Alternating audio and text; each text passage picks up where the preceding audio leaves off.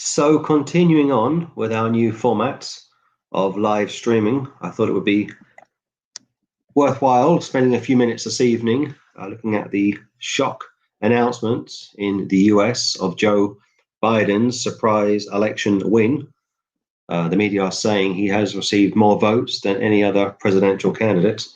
And I've been following politics for over 25 years. And I go back to the time of Bill Clinton's first presidency. I can recall it very well, and Obama's first election win. And that was very interesting to observe. And here we are, 2020, wondering about what is going on, trying to scratch our heads, curious as to how this has come about. And we are living in such strange times. Most of us were thinking that Trump would probably win, and that hasn't happened, at least not officially. But what I want to do this evening is speak to Sister Helen, who is a Native American, and she will be joining us shortly to share her thoughts with all of us. But just for the next few minutes, just want to share my own thoughts about the crazy last few weeks and months. It all began, of course, at the beginning of the year with Biden being selected to stand for the Democratic Party. And incredibly, he was selected to become their candidate. And on top of that, he has now been declared the American president. Shocking times, very unexpected, of course. And I see people are dancing all over America, celebrating all over America. You would have expected that, of course, but I can't quite put my finger on it. And I'm really keen to know what our American friends are thinking about this, what they are making about this. It is fair to say that if he is inaugurated January next year, Trump will have gone by then, obviously. But what happens if Trump doesn't go? May we see a coup d'etat? May we see the US military stepping in to stop Biden from becoming the American president? Can they force Trump out? I'm very keen to know what people think. Well, a few hours ago, I was watching the news and it said breaking news. Biden has now been elected the 46th president, I think it is, of the USA. And we were all thinking that Trump would probably win or be re-elected. And yet here we are, at least it would appear as of right now, that that's not the case, that Biden has won. Let's bring Helen in and get her take on what's going on. Sister Helen, can you hear me okay? Now better. Thank you for joining us. What are your thoughts on this incredible day, Biden's shock win? The media are dubbing it, and yet, correct me if I'm wrong, but isn't there a official formality to go through before an American president is declared to be the American president?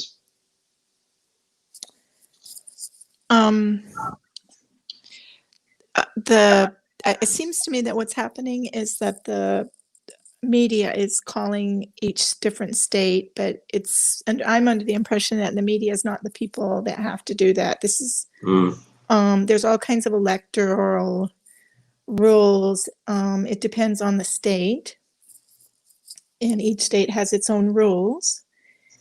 How they count the ballots, how late or how early they allow them to be accepted, whether they have mail-in, whether they have voter ID, et cetera, et cetera.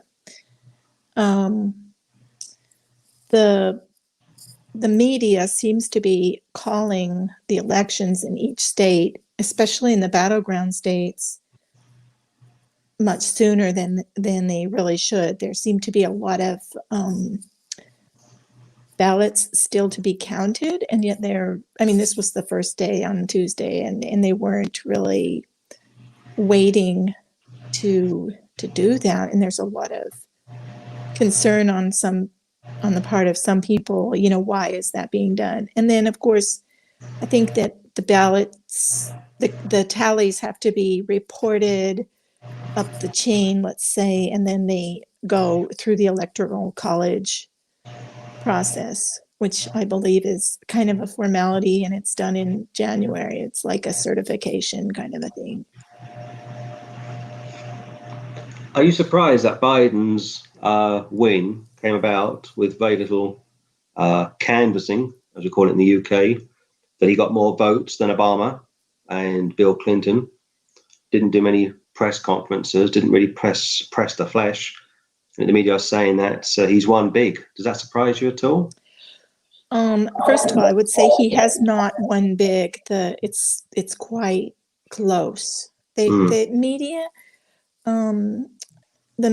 is skewing with their adjectives and their adverbs and their hedging words. They kind of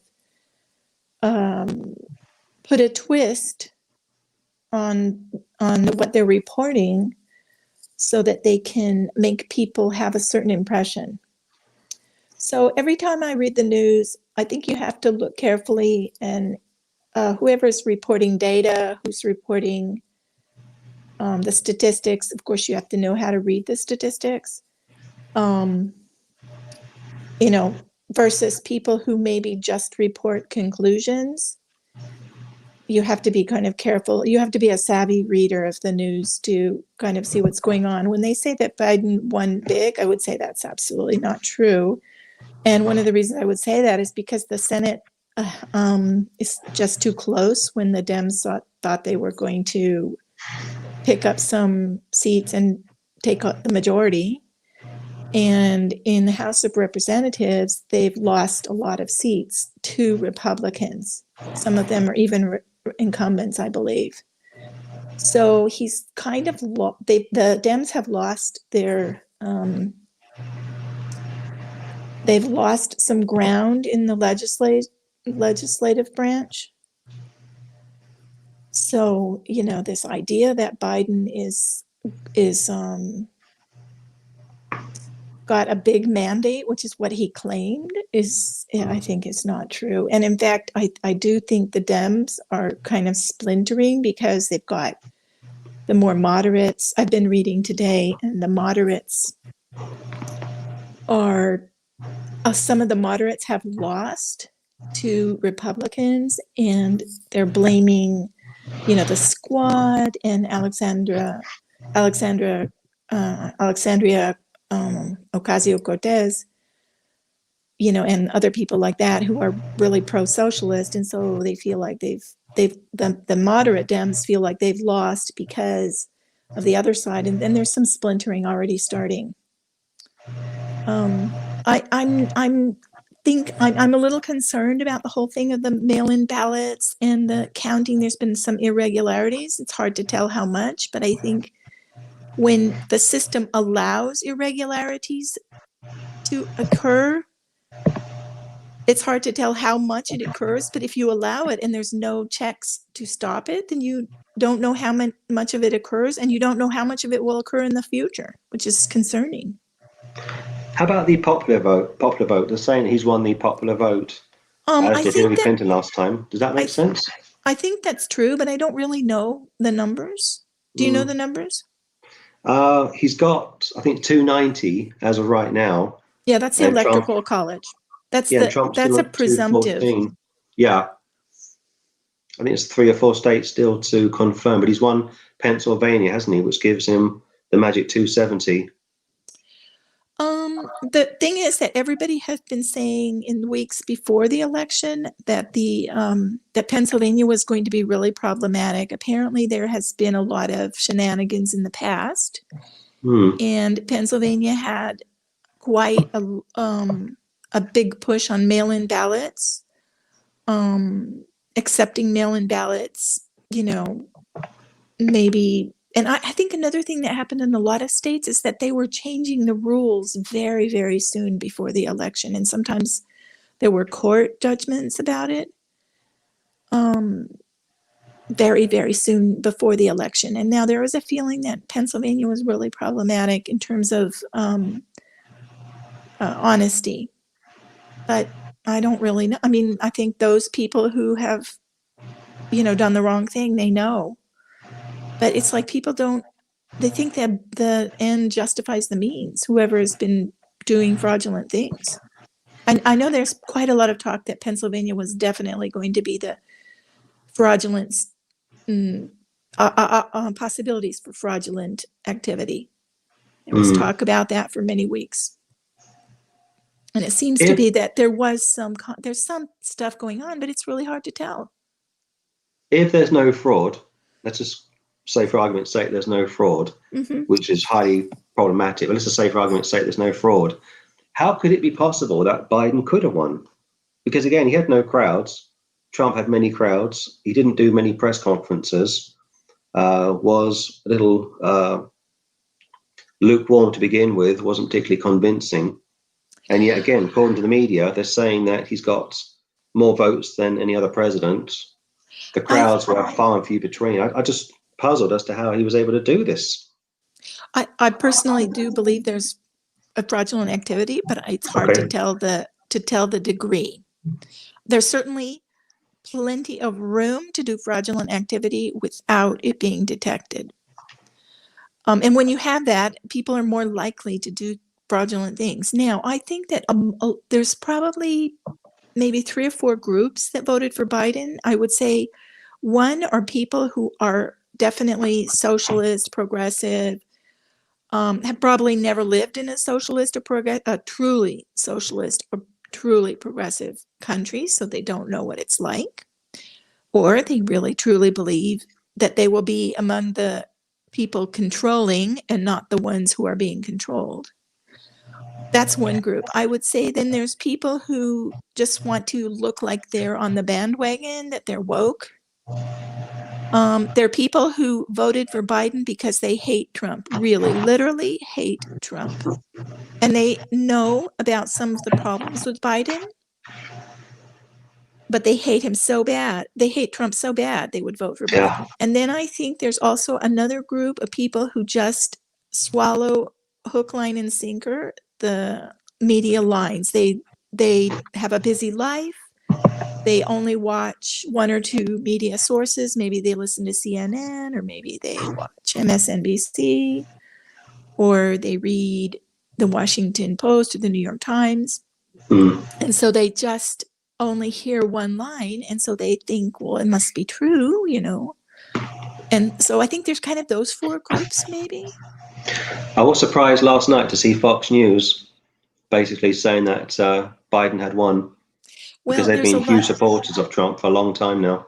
Yeah, but there was a lot of talk about how they got some guy, but I don't remember his name, who jumped from, I don't remember, maybe it was MSNBC or CNN, a Democrat who gave a lot of money to I think he gave money to Obama and Clinton, and he's part of this team that's reporting on it, and he's one of the ones that really pushed to call Arizona, I understand. But I don't know more. I can't remember more details right now. But yeah, I mean, somebody said, I've heard some really interesting comments. Number one is, if the Dems have done nothing wrong, why are they afraid of recounts? That was a really interesting comment. Another comment I heard was, Nevada is in the business of counting money and chips and gambling cards. How come they can't count the votes? And, you know, Florida got their stuff all together and managed pretty fast. How come these other states have had so much trouble? You know, there's a lot of interesting comments out there. Yeah, I guess as a non-American, what concerns me the most is what happens in America will affect the whole world indirectly. Of course, Biden is 78, not in the best of health. He won't last I can't see him finishing his 4-year term, and of course he will probably step down. And I'll be generous to say in the next maybe 18 months, if he does step down due to poor health, of course Kamala Harris takes over. Right. And of course she's on the left. She's a progressive Democrat, and she's very close to the Palestinians, more LGBT, a greater sense of embracing what's anti-God. Whereas at least with Trump, for the most part, although he's not a Christian, obviously, but for the most part, he was seen to be more righteous, shall we suggest, more decent, shall we suggest, for the most part. The lesser of two evils, I suppose. I think he had a lot of cover from the media. Yeah. From what I've been reading, he is quite a bit farther left than he is portrayed, but all the 45 or 50 years that he's been a senator, or was a senator and then a vice president, he was always put forward by the media as a centrist, somewhat centrist, but that's not really true. Mm. And I've heard a lot of different things, but I don't, since I don't have the evidence right in my head right now, I'd rather not say, but I think Yeah. he's farther left than he is portrayed by the media. Now, Kamala Harris is it's funny because people basically said she's not very likable. She had a lot of real big problems in California when she was attorney general, and she put a lot of people behind bars for minor drug infractions. And then when she was in the primary, during primary season, she was like one of the first ones to drop out. She only got 4% of the vote. Nobody liked her. She comes from a very, she portrays herself as a,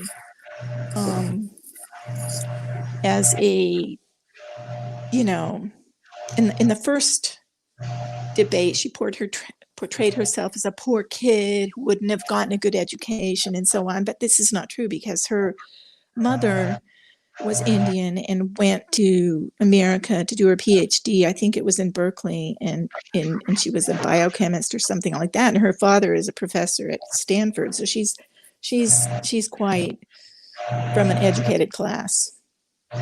So she portrayed herself a certain way too that wasn't really accurate. Yeah. I don't know. We'll see what happens. It's kind of scary.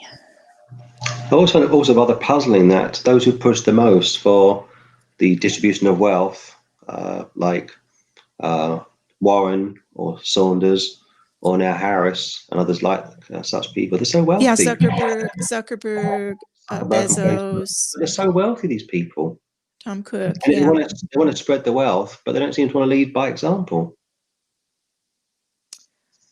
And with Biden not in the best of health, like I say, his cognitive disorder, I just think the next 18 months are going to be very turbulent for America. And of course, if America does go to the left, and that's why we're doing this live stream for this evening, in case you care to know, our viewers, if they go too far to the left, they will become anti-Israel, Right. like the Labour Party in the UK. I mean, look at Labour in the UK under Jeremy Corbyn. I mean, was it the European Union or the United Nations? Did an inquiry, and they found that the Labour Party is institutionally racist, the so-called left-wing progressive party, anti-Israel, anti the Jews, and it's caused a huge embarrassment in the UK for the Labour Party. And if you go against the Jew, you are going against the Lord. Right. So I'm just concerned, and of course I will be concerned, and we should all be concerned as Bible believers, that if America goes to the left, and if Pelosi is de-seated, if she's dethroned, if she is replaced by the squad, as they are called, then it'd be very interesting to see what happens. You could have a far left-wing Speaker of the House, a far left-wing American president, and of course the Antichrist can't be far behind, the false prophet can't be far behind. So I think this is very relevant to anybody who's pre-tribulational. There's a lot of upheaval, a lot of turbulence, I think, in the political scene. I mean, I was just reading yesterday in the Washington Times that they were saying that Putin is probably going to resign in January because he has Parkinson's. Yeah, I saw that's been denied, isn't it? I don't know. They probably will deny it because until it actually happens, they don't want to look like a weakened state. But it's, there's a lot of turbulence going on in Africa. I think I told you this other times. Africa has a lot of turbulent election stuff going on. Turkey is just being crazy. I don't know. I'm glad the Lord knows. Yeah, absolutely. He knows everything, thankfully. He's already decided how this is all going to play out. But of course, we're living in time. The Lord's outside of time. So we have to try and work out what's going on. Yeah. And historically, when the far left have come in, like Russia or other governments or those in opposition, the Jew has always been persecuted every single time. And I just think Israel could be squeezed now with the new Biden-Harris presidency and vice president. And like I say, if Pelosi is replaced, Pelosi is center, Biden center, both center left, so they're not hard left. But if the squad replace Pelosi and if Harris replaces Biden in, say, 12 to 18 months' time, America's going to be on the left, far left wing government or a far-leaning left-wing government. And I'm just wondering if the military would step in, or would they allow it just to run its course, do you think, Helen? What would be the likely outcome of that if America goes too far to the left? Well, the military in Israel, what do you mean exactly? Well, in America, what would the military in America do if America went far to the left and started to get closer to Iran and Russia and Venezuela and places like Cuba? Because that's where the left-wing leaders are. That's where their allegiance lies, with the far left, of course. I think the military, right? I don't know, because the military tends to be more conservative. But they do have a strong sense of, you obey your commander in chief. I think it's something that it could happen really suddenly in a strange way, like maybe a war has started somewhere or something, or it could just be a gradual drift toward farther and left, as been happening over the last 50 or 60 years. So I don't know. I mean, there's so many surprises that could just pop, and then, it just is like an earthquake in the political scene, maybe. Well, either way, it's fascinating times to be living in. And I can't think of anything like this in 25 years of foreign politics. I mean, Obama's presidencies were pretty straightforward, pretty bland. He was very quickly forgotten. Bill Clinton's were pretty bland, very easily forgotten. But this feels very different. I mean, everybody thought that Trump would win, and he would win big, and it wasn't a landslide. And they rigged it, and perhaps they did. I think one thing that's one thing that seems really concerning this time is that the media and the social media and normal press media has seemed to gain so much control and so much power, and they're exerting it, more assertively. But, like, for example, Obama had a bunch of scandals, and yet the media was saying he had none. And so most people think he didn't have any. Oh, same here. Same here with the Labour governments in the past. See, if you go back to the 1970s, we had a similar problem back here in the UK. We had a left-wing government, very left-wing government, and there was reports at the time that the British military were about to launch a coup to remove the then Prime Minister, a guy called Howard Wilson. In fact, I read an article a while ago that George H. Bush was flying to Britain because he found out that Wilson was a Russian spy. And at the time, Bush was head of the CIA, and he was flying to Britain to basically say, if you don't resign, we may pull the rug from under you. And that caused ripples, and Wilson had to resign. So it has happened before, though not officially, of course. But I just can't help thinking that if America does go to the left, the far left, and starts pushing away from friends and allies and embraces foes and those of a demonic persuasion, I'm just curious to know what the military would do. And also, what's Trump going to do in all of this? I mean, Trump's got a big presence. There's talk he may run in 2024.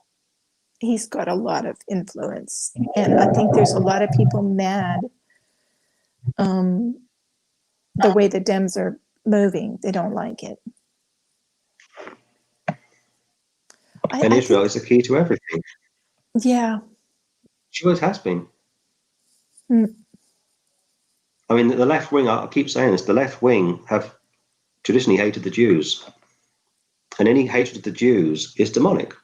Yeah. Now, the state itself may be problematic, and we know that the state itself isn't a godly state, but that's not the point. The point of the state is Jewish, and the Jews are in the land because that's where the Lord wants them. And when he wants to, he'll pick them 144,000 out of those living in Israel today. And the two witnesses are going to come back, and there'll be Moses and Elijah. I mean, this whole world started with the Jew, and it will end with the Jew. Yeah. At least with Trump. I mean, he gave Israel a lot of support. I mean, even Obama, for the most part, wasn't anti-Israel. But I just got a feeling with Kamala Harris and the squad, if they can kick out Nancy Pelosi, could really take America in a whole different direction, which we've never seen before. I think that, like, I was listening to France 24 briefly. They're very pro-Biden, but anyway, they were saying, in terms of foreign policy, that he will rejoin the Paris Climate Treaty. He will do the Iran, he'll go back with the Iran thing, quote unquote, if you can check compliance, and a couple other things I don't remember right now. But because from what I understand, the president has a lot of more power and foreign policy, whereas domestic, it's supposed to lie more with the Congress. So, he can mess up the foreign policy. And then we're talking about China and how he's got these strange connections that I knew about 3-4 years ago. This has been known for some time, that Hunter Biden was gotten these company connections. So I don't know. I don't know if America will move toward the left and then they'll just say, well, we're kind of your ally, but actually we're really not going to defend you if Iran comes after you, which is what Iran wants to do. But to bring Harris into the circle, and again, I keep saying it, the squad, as they're known in America, looking to take over the House itself. I just can't help thinking that this is going to end pretty badly. And of course, Trump could still refuse to go, couldn't he? I think that would be pretty hard, actually. I mean, I saw something this morning when Nixon was forced to resign. You had people from the Democrats and the Republicans who went to him privately saying it's time to go. And he had to go at that time, and he realized that both parties were telling him to go. I think that the Supreme Court probably, even though they're very conservative, they wouldn't support him, and so he would go. I think he would realize that his best chance for influence would lie with his skirting the media and speaking directly to the people. He's talking about running again. I don't know if that would happen, or I have no idea. Yeah. I mean, ultimately, we're looking at this from the biblical perspective, mainly, not so much the secular one, as Bible-believing Christians. Obviously, we live in two worlds. We live in the kingdom of God. And we also live on this earth. We have eyes to see and ears to hear. And obviously, we want to try and work out what's going on. And as things start to turn bad, and of course they will, in the not too near future, it's our belief that the rapture could easily come. I mean, things have to get worse before they get better.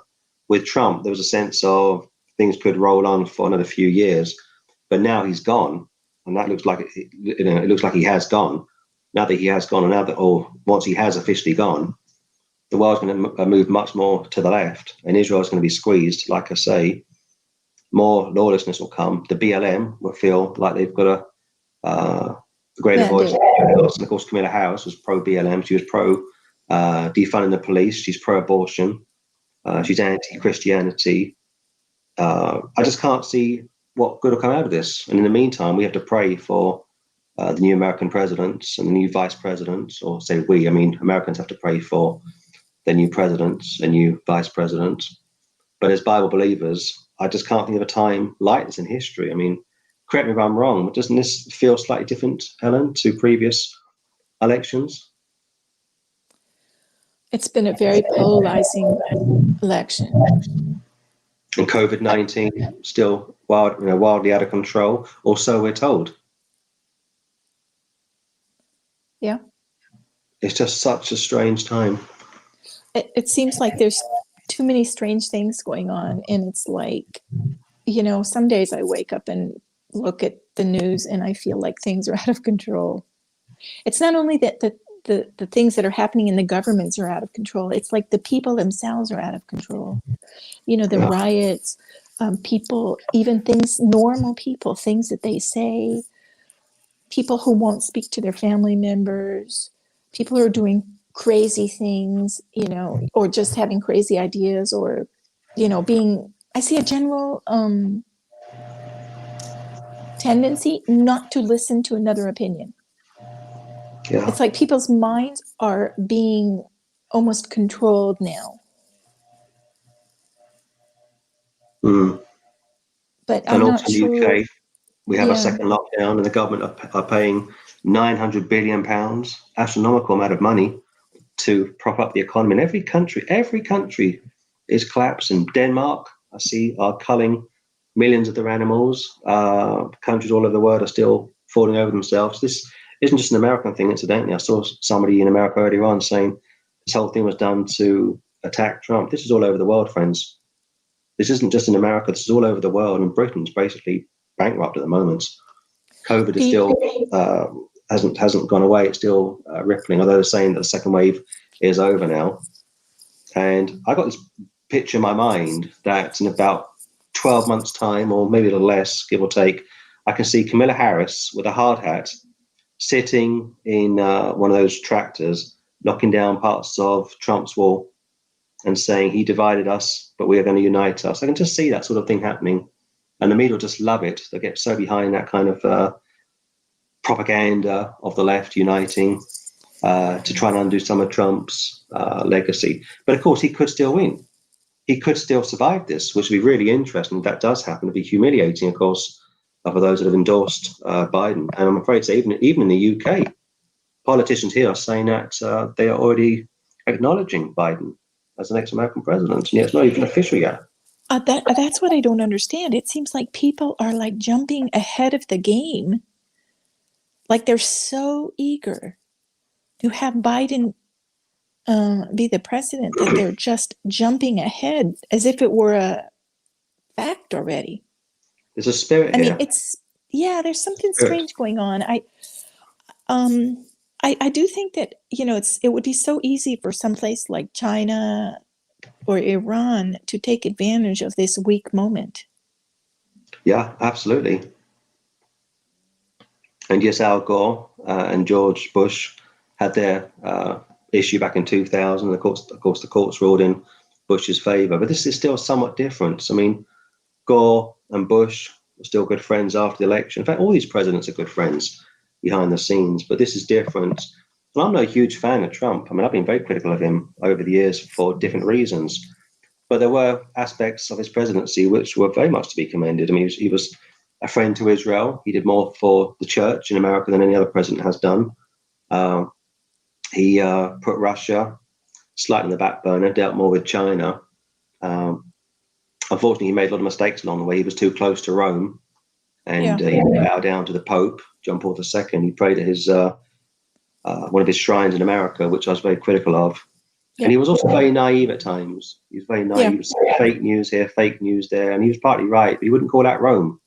He never said fake news with Rome. He never called out the Jesuits or the Knights of Columbus or other nefarious Catholic groups, which, as a former Catholic myself, and also you are, Helen, that was a big problem for myself and also for you and others I know. And we wanted him to be more, not necessarily biblical, because he's not a Christian, of course, but to be more neutral. And he seemed to be too close to Rome, a bit too close to Russia in some ways. And he was close to the Turkish leader, who, of course, is a dictator, Erdogan. So don't get me wrong, I'm not overly endorsing the man.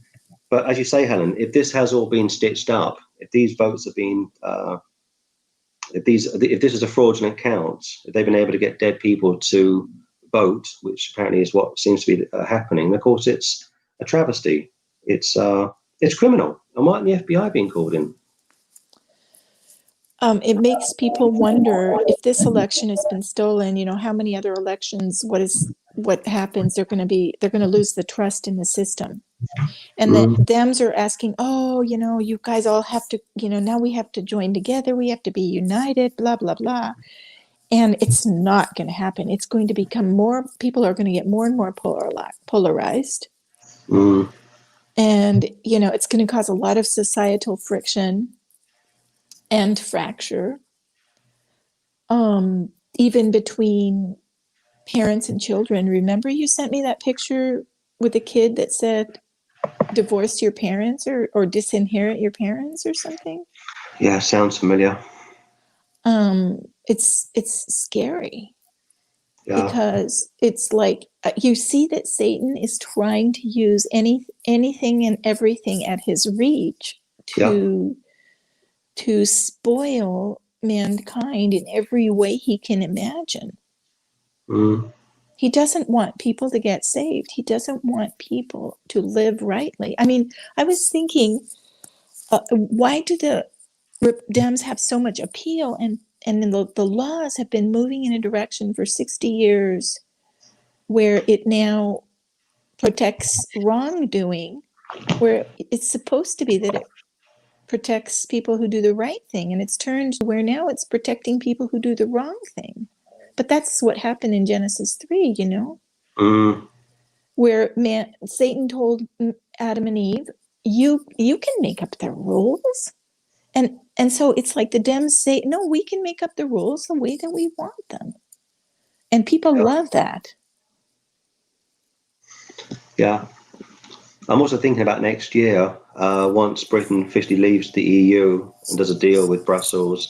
Biden, of course, is no friend to Britain. He's a Roman Catholic. He's very pro Southern Ireland, and is anti-Britain. But I'm thinking about next year about a currency. I'm just wondering if they're going to try and get rid of cash and go to the card alone, which of course will be tied to the mark of the beast. Of course, where's the rapture in all of this? The rapture has to come first, then it's the mark of the beast. Because I mean, it's moving in that direction. I mean, parts of the UK are no longer taking cash anymore. Helen, were you aware of Yeah, that? Some shops don't take cash anymore. I didn't know that. I know that China is I mean, very 12 months involved in ago, this this was Bush. unheard of. Sorry. Yeah.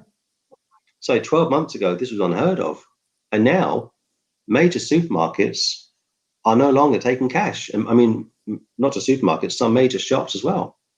Wow. And buses in London, you have to use your Oyster card. You can't pay cash on the buses. And even car parks of the UK now, it's all done via the card. So it would be interesting if a Biden presidency would attempt to get rid of cash and go to a cashless society, which is what the Chinese are trying to do next year. And then the mark of the beast comes along and it's all tied to 666. China is really pushing for that, and they're pushing for Yeah. that also in a lot of these Belt and Road Initiative countries like Nepal and Pakistan, I think. Yeah. And they've got their fingers in a lot of software and devices that are just going all over the world. Although I do think, like in America and Europe, there's such a large informal economy that I think it would. Pardon? Pardon?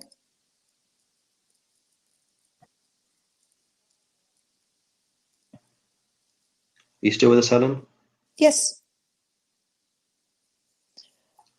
But as far Should as I China keep? is concerned, I think I'll just add a few thoughts and he can come back online. As far as Okay. China is concerned, of course, she has the second largest economy in the world. It's catching up with America. She counterfeits everything. Yeah. I'm not sure if Trump was hard enough on China. He may well have been.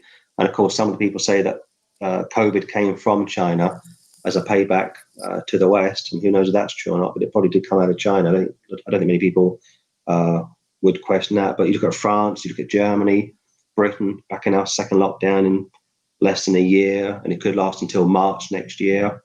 The Chancellor's put 900 billion, I mean, nearly £1 trillion, astronomical amount of money, £1 trillion almost into the economy. Where's this money coming from? It's just, it doesn't seem, there seems to be no light at the end of the tunnel. They make it up. They print the cash, the money, of course, then inflation goes up. In the back to 1920s in Germany, which hasn't come yet. Inflation is still very low in the UK. Incredible. Very strange times. So we will see what happens over the next few weeks and months. Yes, it's possible, like I say, that Trump could still win, that the Supreme Court could overturn Biden's win, which would be humiliating to the Democrats. Or more likely, they will uphold Biden's win and Trump will be forced to resign, which will be humiliating for him. I still think he may come back in 4 years' time, Helen. I see it 2024, Trump returning. He's got a lot of followers, a lot of support, and he has got a presence as well. Right, he does. There's something different about Trump than previous leaders. I don't trust everything he stood for or said. I was always critical of him, and I still am. I think he was surrounded by lousy Christian leaders. I mean, Paula White a few days ago was praying and speaking in tongues, apparently, as she was interceding for him. I sent a link to watch. I couldn't see the video, but I was reading the transcript. I mean, when you've got a woman in authority, what does Isaiah say? When you've got women in authority, it's a scourge to society. Right. And, you know, at least with other leaders of yesteryear, male leaders from yesteryear, it wasn't as bad as it is now. But Trump was ecumenical, and that may have been his downturn. And also, I think it's possible, if you go back to January, Helen, you might remember this very well. They wanted to carve up Israel. Do you remember that meeting at the White House with Benjamin Netanyahu and Donald Trump? They wanted to carve up Israel. They wanted to give some of the land to the Palestinians. Do you remember that? Vaguely. Yeah. And I watched that very carefully. And I thought, this doesn't sound like good. This isn't good at all. And I watched a video a few weeks ago. Brother put up a video, and he was basically saying that he thought that decision in January could have sparked COVID, that the Lord was punishing America with COVID because of Trump's negligence over Israel, working with Netanyahu to carve up Israel and to give part of Jerusalem to the Palestinians. And also, if you remember around that time, the Pope was on board with that, as was Boris. Boris nearly died. The Pope got COVID, and the whole world just went into a very dark place. I thought, yes, that's an interesting hypothesis, that the Lord is perhaps punishing America for deciding to carve up Israel, not once, but twice this year. Yeah, they didn't approve those settlements or whatever it was, and in exchange for doing this Abrahamic pact thing or whatever it's called. That's Biden, not Biden, that Trump was doing. Of course, Biden also was part of that agreement. He was also pro it. But I wondered if the Lord stepped in and said, that's it, Donald. You were guilty of carving up America, carving up Israel, I should say, carving up Israel. And as a result of that, I'm going to punish you with COVID.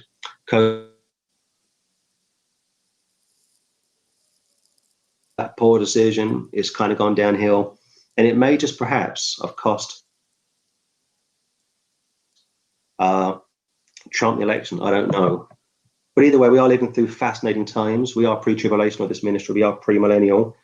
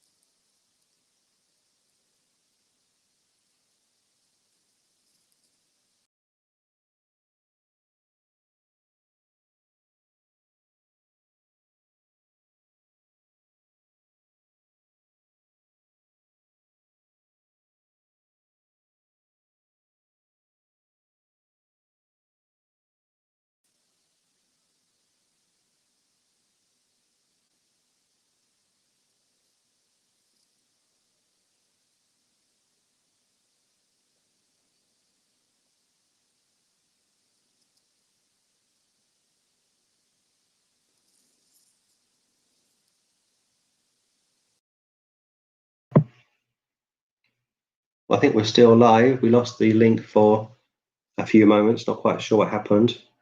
But this is a live broadcast. And when something is live, you get these sorts of problems which come along.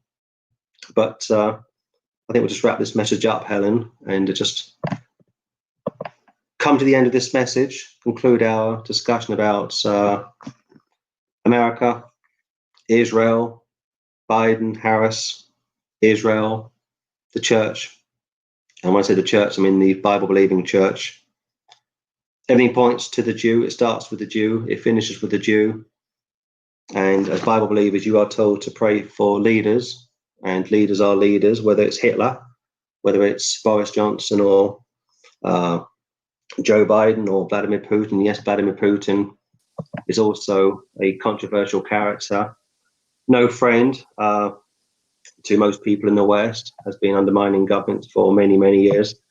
And anybody who's born again should be aware of this, should know what's going on, shouldn't be overly concerned at Christian ministries like ourselves will look at these subjects and we'll try and examine these subjects. Helen, are you back? Can you hear me okay? Yeah, I'm back. Can you hear me? I can. Welcome back. We lost both of our signals for a few minutes, but we're back online now. Praise the Lord. Any final thoughts, Helen, before we conclude this message? I would just say that it's troubling to watch these things, but knowing that the Lord is in control brings some peace in the middle of it. I don't know what else to think. He knows what he's doing. Yeah. Everything is lined up. It's marching toward the end. Don't know if that's soon or later, or sooner or later, but it does bring some peace to know that for certain. Yeah. I think next 12 months will be very critical. I really do think that. I can't see anything good coming out of it. I mean, the BLM are on the streets marching, LGBT are marching on the streets, and of course Trump was pro-LGBT. And we must say this. I mean, we don't just give this guy a blanket endorsement. We're not like some groups who say he was a wonderful thing. Let's all fall on our knees and start crying for him. I mean, he wasn't a saved man. And he did a lot of things which I'm against, and Helen is against, and other Christians are and would be against. But there was more decency with him than there is with Biden. And there's more of a level of righteousness than would be with someone like Biden, who's a lost man. Go on. Just let me interrupt. Sorry. I think he at least took religious liberty seriously, and I think that Kamala Harris and Biden and Hillary Clinton was another one who are determined to squelch any dissenting opinion. Anyone who wants to stand up and say, I'm not going to do this, or I'm not going to do that, or I'm going to do this, or I'm going to do that, and they disagree with it, they just want to squash them like bugs. And that's really concerning. That goes against Americans have always stood for religious liberty since the very first time that the nonconformists made their way to Massachusetts, Yeah. So that's, I think, really concerning, really concerning. I'm also hearing from many Americans about a potential civil war. Any thoughts about that? I think I see it hard but there could be pockets of distressed citizens doing things to each other that they don't. I think it would have been worse. It would have been more likely if Trump had won, maybe, because the others don't want to play fair. They want to use violence. I don't think the Republicans, generally speaking, want to use violence. No. They'll defend themselves, but they're not going to be the aggressor. Yeah. The left have been historically more violent than the right. I mean, Hitler, people think was on the right. He was on the left, actually. He was a social democrat. Yeah. Yes, he was. And he was very violent, as was Stalin, of course. It's always been the left who've been more violent than the right. But he also took the guns away from the people. And so that hasn't happened in America. That's another real big concern. But I think the Supreme Court won't allow it. So Biden will want to take away the guns. But I think he won't be able to. I don't think it'll happen. No, it's part of the Constitution. Isn't it the Second Amendment? Yes. Yeah, I can't see it happening in America. There's still too many Democrats who also believe in the right to bear arms. And so I think it won't happen. Or lead by example. Let Joe Biden lay his weapons down and let Kamala Harris lay their weapons down. They won't, of course. They've got their own private army.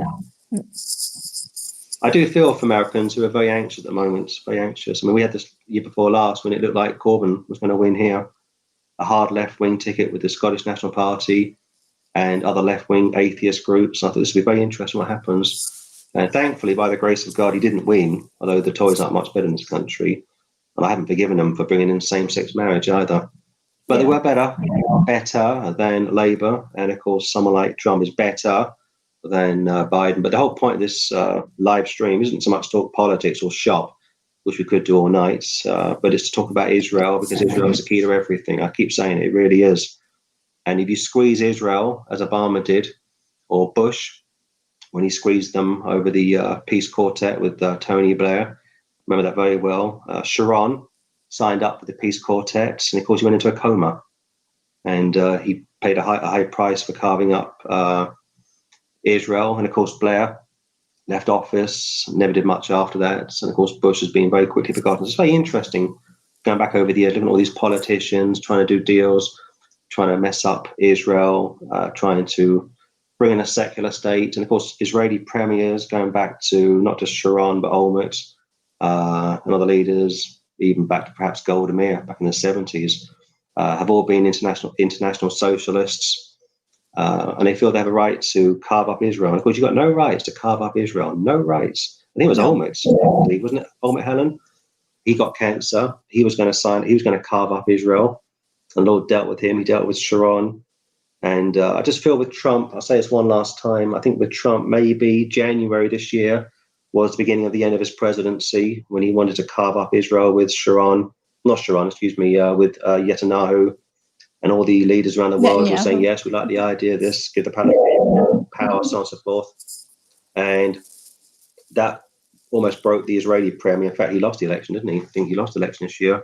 He's now sharing it with his number two. Is it Benny Gantz? Benny Gantz, is it? Gantz. And he lost the election. Trump's lost the election. Pope nearly died. Boris Johnson nearly died. You see, that land of Israel, you messed up land of Israel. It's a hot potato. I think it says over in Zechariah. You mess with Israel, I'm slightly paraphrasing. The Lord will deal with you quite severely. I can't think of the verse off the top of my head. But anyway, I think we've covered quite a bit of ground for this evening, Helen. This wasn't planned, this message. I appreciate you jumping into the live broadcast at such short notice, Helen. Much appreciated. Any final thoughts about America or Israel, or how we should pray as Christians, or how we should deal with this issue? Well, it says to pray for our leaders, and it says to pray for the peace of Jerusalem. And I think we have to look up, our redemption draweth nigh, that the Lord is coming back soon. Yeah. We know it. We don't know how soon, but we know today it's sooner than yesterday, and tomorrow is sooner than today. So we can have hope. Yeah, absolutely agree with that. Okay, Helen, thank you for joining me this evening, sister. And thanks to all of you who watched us. We apologize for the break in the connection. I'm not quite sure what happened. I'm not sure how long we were offline for, but the live stream was still open by the looks of it. So hopefully nothing was lost. And we'll still be back next week, Patrick, myself, and Martin, to look at another topic. But this was a rushed message this evening as the news was breaking from the US of Biden's shock win, quote unquote. It hasn't even been officially announced yet anyway. But already governments are jumping up and down. The leader of the Labour Party is over the moon. The leader of the SNP is over the moon. Boris Johnson has yet to say anything, but he will in the next few days. And of course, once governments start to recognise Biden as the president in waiting, that puts more pressure on the outgoing presidents. And I think if the French presidents and the German chancellor and other world leaders start to get behind Biden, start to congratulate him, and if the Israeli premier, that'd be very interesting. If the Israeli premier, who knows Biden very well, of course, if he too was to congratulate and endorse Biden, then of course that really is the end of Trump's presidency. And then look out for the beginning of sorrows, because I can't see anything good coming out of a Biden-Harris presidency. But we'll see, of course, what happens. But my feeling is it's going to be pretty grim, pretty depressing, pretty rough for many Americans. And we've had this for many years in the UK. We've had left-wing governments, not hard left, but we've had left-wing governments. And now it looks like America is going to have a left-wing government. And that'll be very interesting indeed. So we'll leave it there. Thank you again, Helen. God bless you, Helen. Bless you, brother. And thank you all for joining us this evening. And we'll speak to you all soon in Jesus' name.